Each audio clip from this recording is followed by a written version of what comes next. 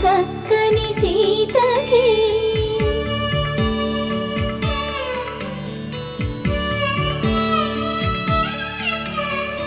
ఎర్ర జాబిలి చేయి రాముడేడని అడుగుతుంటే చూడలేదని పెదవి చెప్పలేమని కనులు చెప్పే నల్ల పూసై